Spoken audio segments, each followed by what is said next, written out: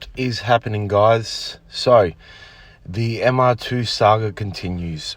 Now, I'm not sure how many of you remember last time we obviously did a video on it and got everything together, but the car was looking pretty average. So boot was candy apple red, bonnet was gunmetal grey, and to be honest with you, it just looked really bad. And especially if I was going to be driving the car while the Skyline's getting resprayed, I needed to make it look at least a little bit better. So even the steering wheel that we had on it was not on there properly, and there were bolts missing. So look, what I did is I'm missing some video footage from this because basically my phone was not cooperating, and it just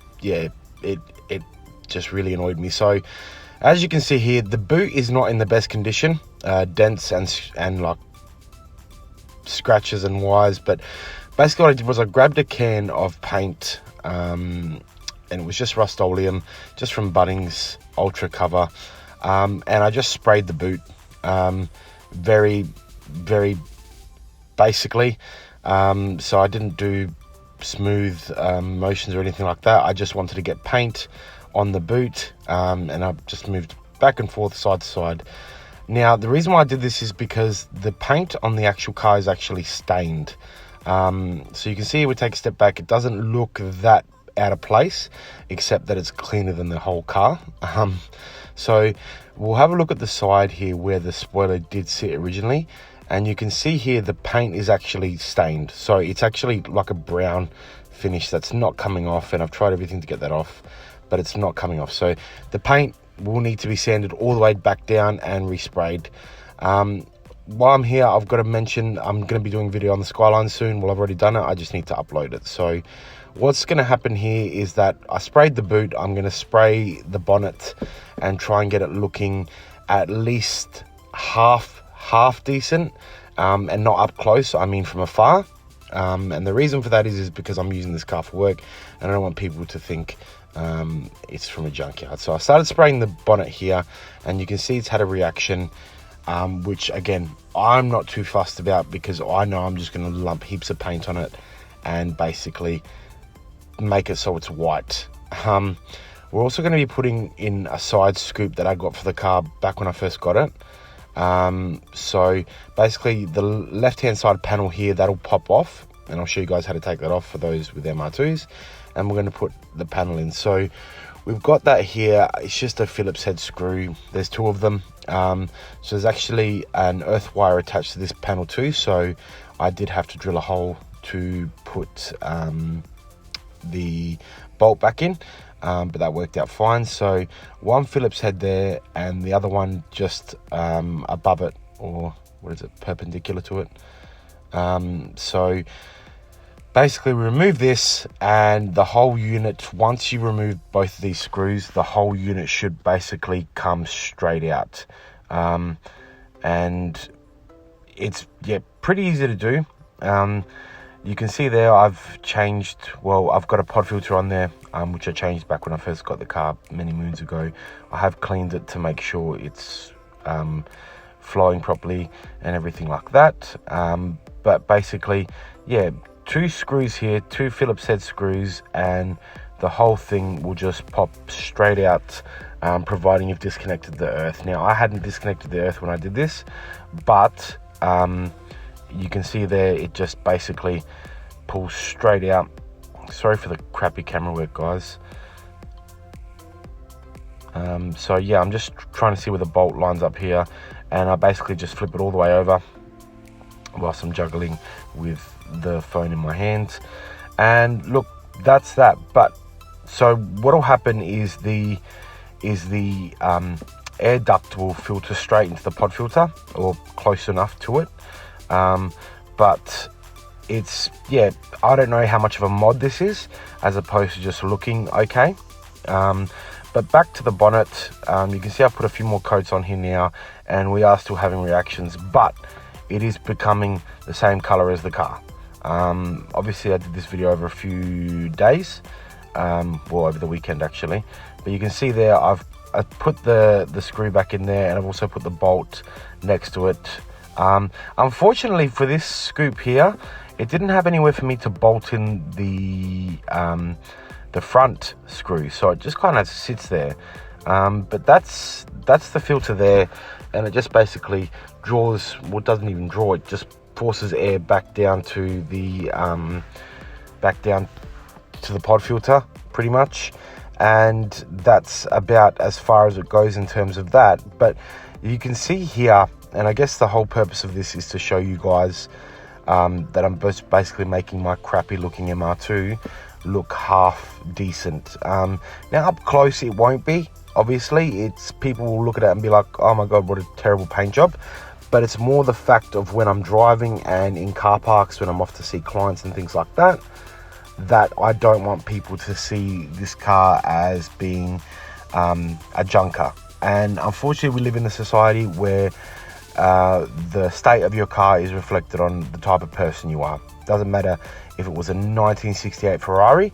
If it looks like absolute rubbish, people will judge you on that and think that you don't obviously look after your vehicles, which, look, some people don't. I'm not one of those people. I like to maintain my vehicles. However, this was a project, and the project got moved forward exponentially because I had to obviously get the skyline fixed. So the steering wheel, basically it's got 6 bolts around it that use an Allen key, and it just came basically straight off because the bolts were broken anyway. So I'm not sure how safe that was, me driving it, if I'm honest.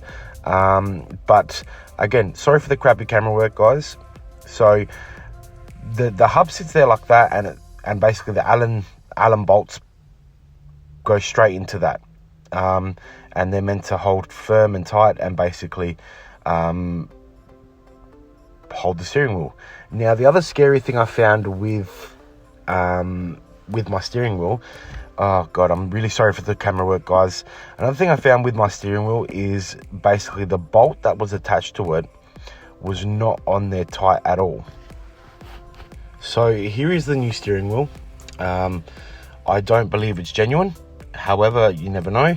You're like in the big city. It's a TRD wheel, carbon fiber inserts and carbon fiber horn pad. It's been sitting in my garage for the longest time, collecting dust. That's why it looks like it's in poor condition, but it's actually pretty much brand new.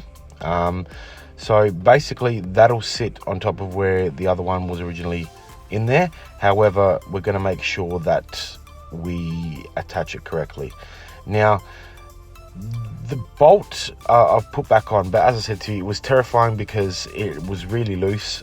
So who knows how that could have affected the car when I was driving it, or if I'd taken a corner hard, then potentially the steering wheel could have come off, which is terrifying. So I'm just using a breaker bar now to tighten everything up to make sure that it's on there. Now I'm not over tightening. I'm basically tightening to the point where it's tight, and then I'm giving it a little nudge more, just to make sure it works correctly. So I don't want to over tighten things. If I had a torque wrench, that would be really convenient, but I don't. But I definitely will be looking at one of those in the future. So I'm just basically making sure it's on there correctly now, and making sure that everything is lined up where it's meant to be. So it's got normally a center marking just to the left of that. That's the center of the steering wheel. However, because this Boss kit, I don't believe was necessarily for the MR2, it's got to be sat off center a little bit, which is what it's there. So the steering wheel's on now, and I'm just hand tightening the bolts at the moment because I don't want to over tighten them either, because when you over tighten them is when you get threading, and these are a pain to get out once they're obviously in there. So look, that's like that, and yeah, basically we'll get to the real reason why this car is obviously coming along slowly. Is because all of this stuff takes time and effort and money, and you know what, it's the effort and time that I don't really have at the moment, in between working full-time, being a father of 2, and obviously being a husband as well. It's effort, which I don't, it's effort and time. So we'll get to the real reason why this car is cool, and plain and simply it's because of this here. Straight up, it's the pop-up up and down headlights that make it so rad. So you can see now the interior is finished, or the steering wheel's on there. It looks the business, it looks okay. And here are some pictures that I took today of the car while it's parked at work, to show you guys that even though the paintwork is quite dodgy and crappy, from a distance, or from a certain, I say a couple of meters or a few meters, whatever it is, it looks okay. So it actually looks like it's one whole color, and the color match is pretty, well, look, it kind of looks spot on, but it's obviously not, but at least it's one color. Now, that being the case, I feel much more confident driving this car now, because it is that one color. But yeah, look, guys, as always, sorry for the long video. It's a bit hodgepodge. It didn't flow as well as I would like it to, but thanks for tuning in. Thanks for all the subs. Thanks for your likes and comments. If you don't like the video, leave me a dislike, leave me a comment. Honestly, I won't take offense to it. I just need to know if I can do better than what we're doing at the moment, and how I can improve. So as always, guys, take care of yourselves, and I'll see you in the next one.